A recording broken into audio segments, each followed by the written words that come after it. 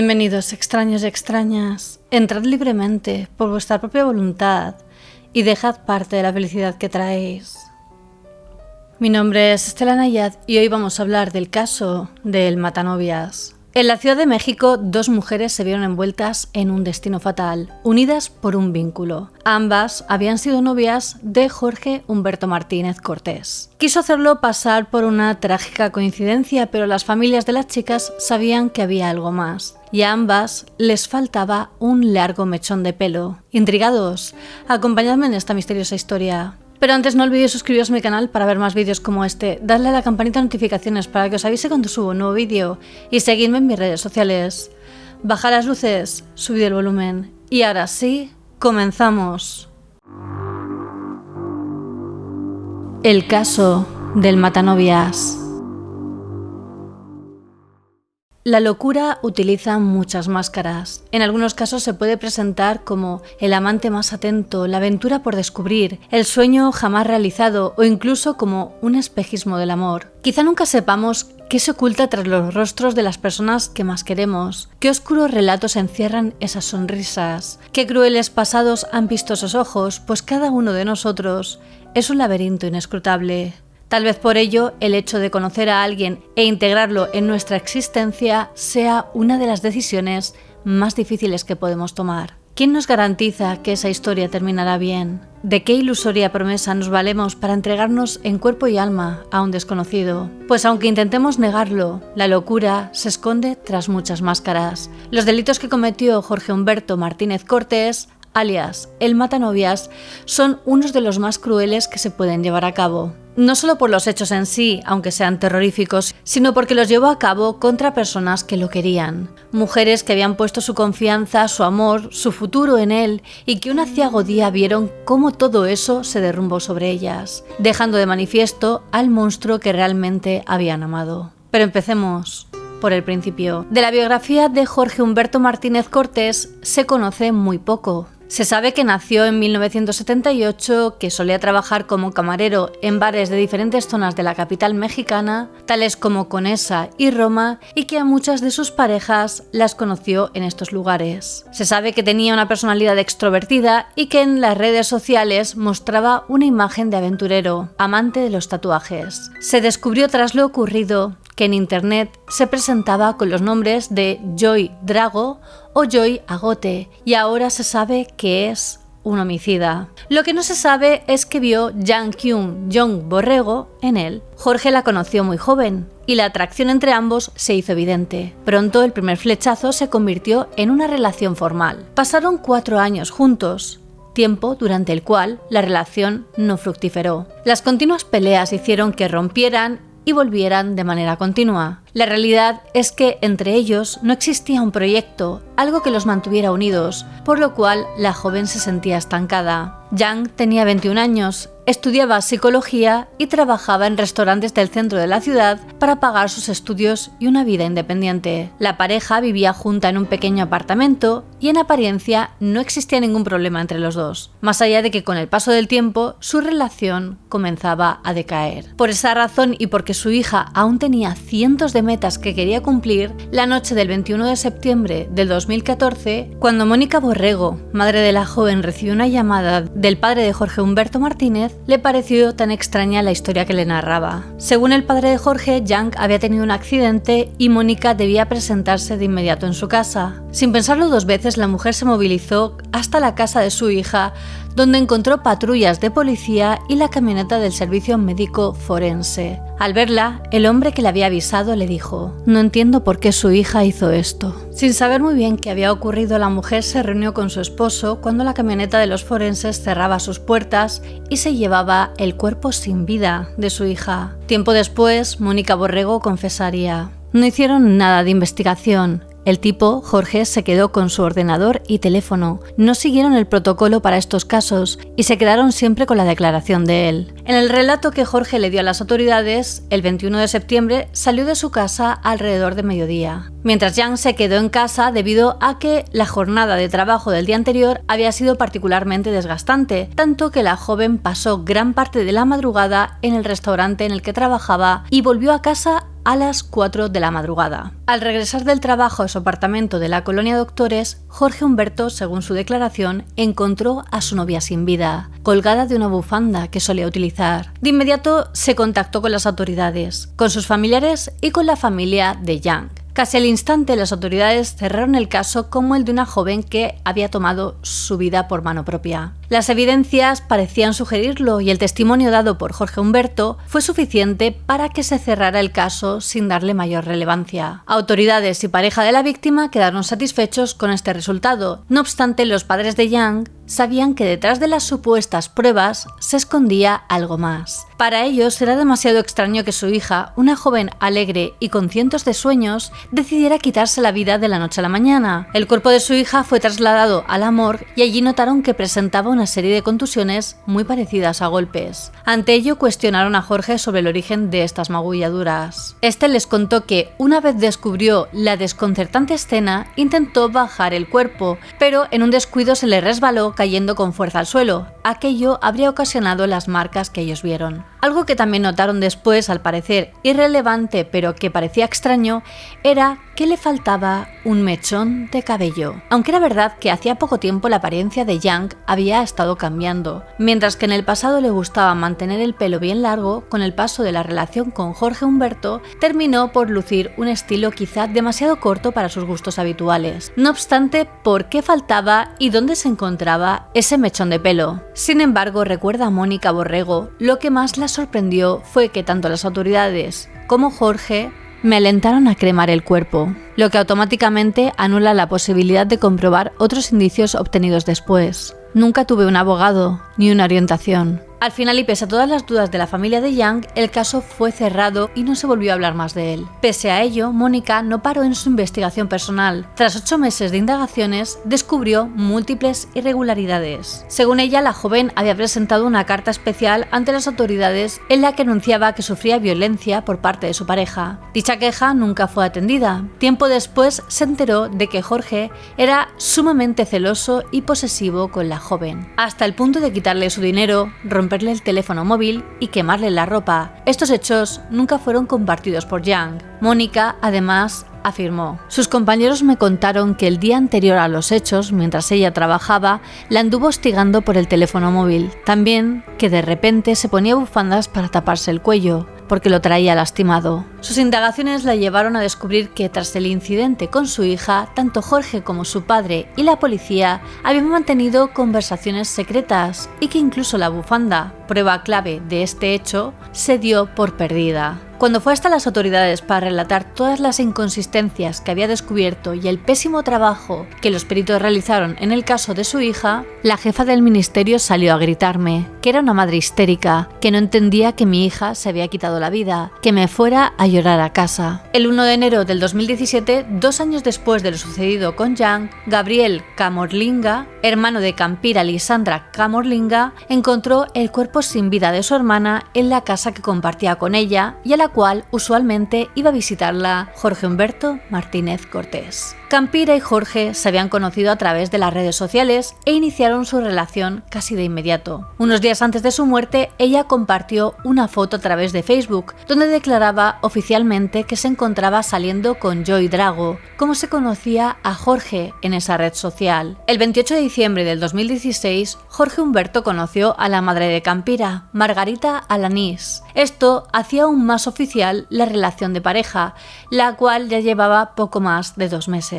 3 días después, Gabriel Camorlinga haría el triste descubrimiento. En el domicilio de la colonia Santo Domingo, en Coyoacán, se presentaron tanto los bomberos como algunas patrullas, pero no dejaron entrar a los familiares de Campira y la escena del crimen permaneció acordonada aproximadamente 2 meses. Las investigaciones comenzaron al instante y pronto una teoría surgió. De nuevo, una pareja de Jorge Humberto resultaba quitándose la vida en extrañas circunstancias. Sin embargo, en esta ocasión, la familia de Campira pondría todo para que se descubriera la verdad tras esa, aunque plausible, poco convincente versión. Tanto Gabriel como la madre de la mujer exigieron una investigación más rigurosa de la escena y el cuerpo de Campira. Tras practicarle la autopsia, se descubrió que su fallecimiento había sido causado porque alguien había obstruido manualmente su cuello. El cuerpo de la mujer había sido duchado para borrar las pruebas que pudiera contener, al igual que el de Yang, quien casualmente había decidido tomar una ducha. Gabriel encontró la llave del gas abierta y a su hermana acostada en uno de los sofás. Para él, este acto era incomprensible en Campira, sobre todo porque tenía 2 hijos a los cuales amaba y que nunca dejaría solos. Además, la relación entre ellos dos era muy cercana y sabía que su hermana era una persona alegre sin motivos para acabar consigo misma. Cuando Gabriel vio la escena, le pareció extraña, casi como si alguien se hubiera esmerado por fabricarla. Y más raro aún, en la cabeza de Campira se atestiguaba la falta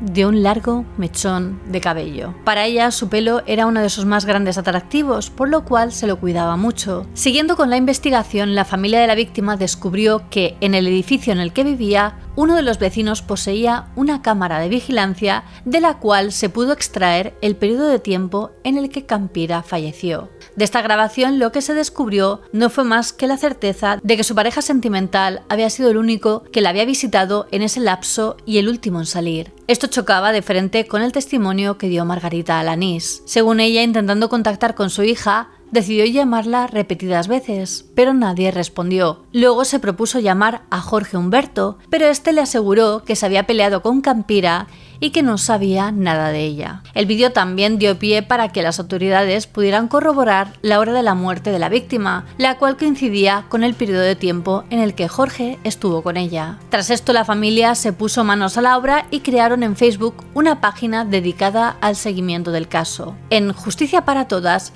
se pedía la colaboración de los internautas para localizar al individuo, ya que Jorge, aunque nunca se supo cómo, se enteró de que iban tras su pista y huyó de la ciudad. La justicia mexicana tardó un par de meses en avanzar en la investigación y cuando fueron conscientes de que se encontraban frente a un asesino, ya era demasiado tarde. Entonces decidieron poner una ficha roja de la Interpol para que Jorge Humberto fuera buscado en las naciones asociadas. Tan pronto como se difundió el caso, otras mujeres, víctimas del mismo sujeto, pero que lograron sobrevivir, aportaron datos relevantes para perfilar la conducta de quien habría asesinado a Campira y muy probablemente a Yang Kyung. Con base en las indagatorias del año 2011, data del testimonio de lo que al parecer sería la primera víctima que afortunadamente logró salir con vida, ya que tras una relación tortuosa y físicamente violenta, pudo escapar de él. Cierto día, cuando Jorge Humberto no soportó el hecho de que ella ya no quería continuar con la relación, se puso violento. Además, similar en la escena montada en la casa de Campira, abrió las llaves de gas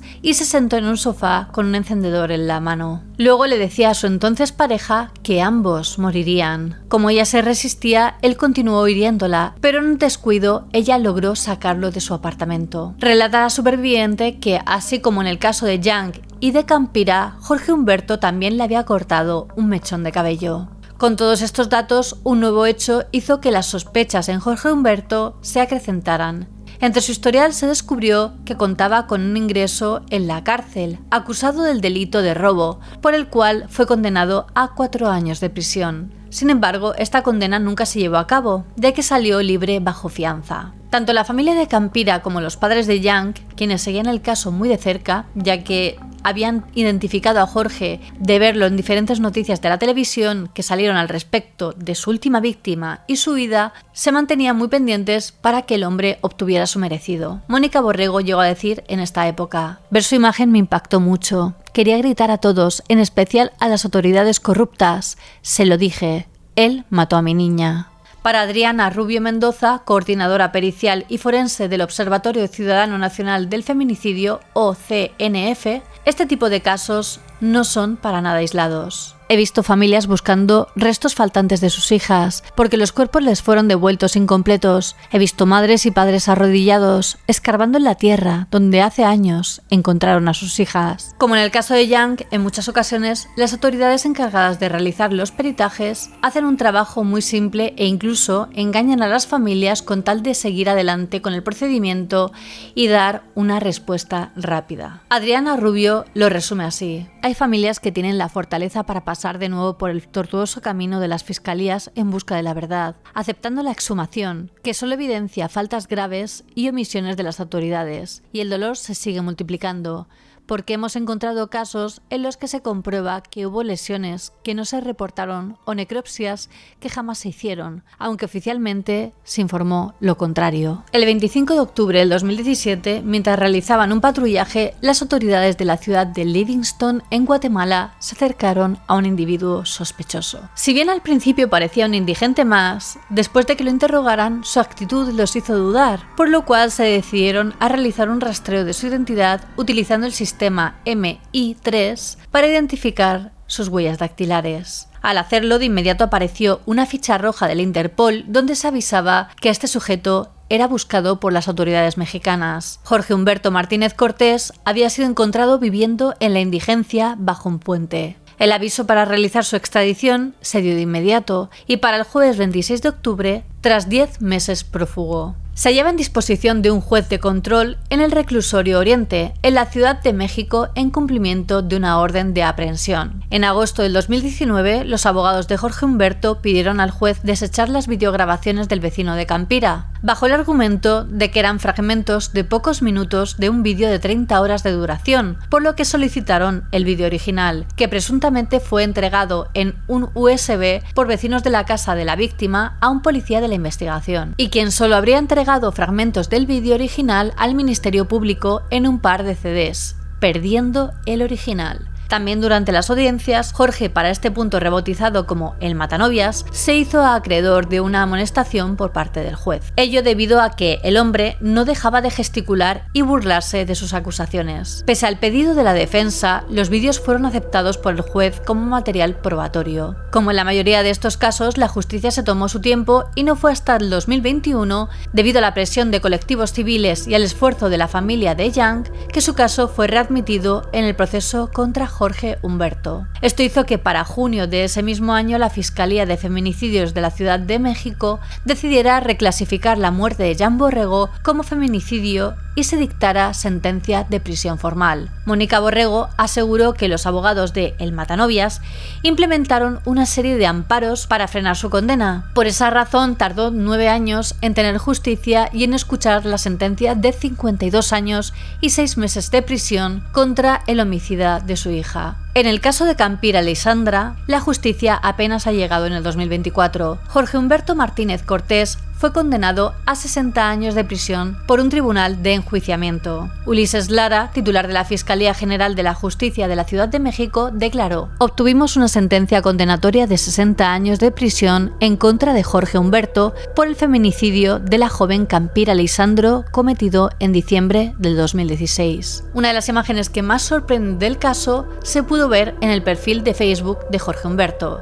En ella se mostraba un altar improvisado, adornado con calaveras de colores y comida, todo con motivo de la celebración del Día de Muertos de México. En el centro descansaba una foto de Young y en la descripción del mensaje decía: Young, descansa, amor. Nunca nadie sabrá qué clase de calvario se esconde detrás de la mente perversa de Jorge Humberto Martínez Cortés. Su locura, su demencia, lo llevó a terminar con la vida de 2 mujeres que lo amaron, quizá debido a que él mismo era consciente de la clase de monstruo que habitaba en su interior. Fue que decidió tatuarse en el pecho aquella frase que más tarde trascendería a todos los medios y que se convertiría en un triste testimonio de su vida. Cada quien es dueño de su propio infierno. Y bueno, hasta aquí el caso. En el caso de Jorge Humberto Martínez Cortés, alias El Matanovias, 2 mujeres, Jan Kyung-Jung Borrego y Campira Lisandra Carmolinga, fueron víctimas de un individuo cuya máscara de amor ocultaba un abismo de manipulación y de violencia. La negligencia de las autoridades y la falta de atención de las señales de alarma permitieron que Jorge Humberto continuara su escalada de muerte sin ser detenido. ¿Y vosotros qué pensáis? ¿Se podría haber evitado el segundo caso si las autoridades hubieran prestado más atención al caso de Jan Borrego? Decídmelo en los comentarios. Os recuerdo que ya tenéis disponible a la venta mi libro Monstruos Criminales, donde aparecen los casos criminales más bestias de la historia. Os he dejado también los links de mi equipo de grabación en la descripción por si os interesa conocer mi set de rodaje. Quería agradecer a mis mecenas de Patreon por el apoyo que me brindan. Sin vosotros no sería posible. Si vosotros también queréis apoyarme, os dejo el link a Patreon en la descripción, donde también podréis ver los beneficios de cada nivel. Y quería hacer una mención especial a los miembros de la Orden del Dragón: a Alejandro Rebón Portillo, Yolani Olano, Tristania Wolf, Keymaster y José Antonio Esteve. Muchísimas gracias por vuestro apoyo y por ayudarme a seguir creando estos vídeos. Y ya sabéis que aprecio a todos mis extraños y extrañas, ya seáis nuevos o antiguos extraños del canal. Como siempre, me ayuda mucho que si os ha gustado el vídeo lo compartáis en vuestras redes sociales. Dale a like, así sabré que queréis que haga más vídeos como este. Suscribíos a mi canal y dadle a la campanita de notificaciones. No olvidéis seguirme en todas mis redes sociales, os las dejo por aquí y en la descripción. Especialmente en Instagram, que es donde estoy más activa y subo material muy interesante. Y ahora sí me despido, nos vemos en el próximo vídeo. Recordad que subo nuevos vídeos cada semana. ¡Hasta pronto!